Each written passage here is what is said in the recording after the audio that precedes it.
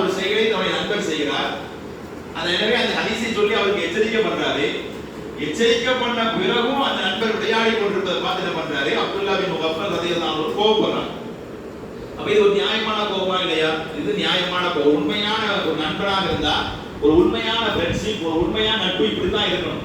தன்னுடைய நண்பன் தவறு செய்யும் பொழுது உடந்தையா இருக்கக்கூடாது. இன்னைக்கு ஃப்ரெண்ட்ஷிப்லாம் எப்படி இருக்கு? தன்னுடைய நண்பன் தப்பு பண்ணா உடந்தையா இருக்கவங்க தான் இன்னைக்கு ஃப்ரெண்ட்ஷிப்பா இருக்காங்க. உடந்தையா இல்லைன்னா அவன் ஃப்ரெண்ட்ஷிப்பே இல்லைங்க.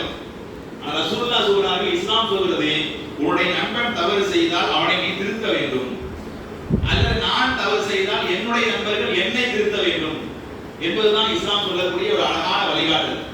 சரி, சொல்லி அவன் கேட்கலையா, அதுக்கு என்ன செய்யக்கூடாது, அவன்கிட்ட அவன் நட்பை வைத்துக் கொள்ளக் கூடாது என்பதற்கு உதாரணம். ஏன்னா மன் அகப்பலில்லா வ அபகலில்லா வ அஅதாலில்லா வ மனஅலில்லா.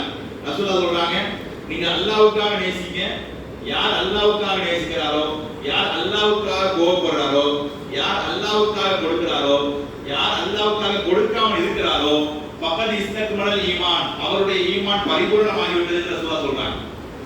அவன் ஒருத்தரை நாம நேசிக்கிறதா இருந்தாலும் அல்லாஹ்வுக்காக நேசிக்கணும், ஒருத்தர் மேல நம்ம கோபப்படுறதா இருந்தாலும் அல்லாஹ்வுக்காக கோபப்படணும். இந்த இடத்துல நம்முடைய நண்பர் தான், அல்லாஹ்வுக்காக நேசிக்கக்கூடிய ஒரு நண்பரை எதுக்காக வெறுக்கிறாங்க, கோபப்படுறாங்க, அல்லாஹ்வுக்காக கோபப்படுறாங்க. நீ ரசூலுல்லாஹ் சொன்ன ஒரு வார்த்தைக்கு மாத்தமா செயல்படுறீங்க. நம்முடைய பார்வையில எல்லாம் சாதாரணமா செய்ய தெரியும். நம்முடைய பார்வையில இதெல்லாம் ஒரு மேட்டரே கிடையாது. நம்மளாம் எவ்வளவு பெரிய பாவங்களை அசால்ட்டா பண்றோம். அதுதான் நீங்க வெளியாண்டுட்டு இருக்கு. நீங்க வெளியாண்டுட்டு இருக்குது இதை விட பயங்கரமான குத்தி நீங்க வெளியாண்டுட்டு இருக்கு. ஆனா இதெல்லாம் சாதாரணமான அப்போ இந்த விஷயத்தை கூட சகாபாக்கள் எவ்வளவு உன்னிப்பா அவங்க சுண்ணாவை மதிச்சுக்கிறாங்க.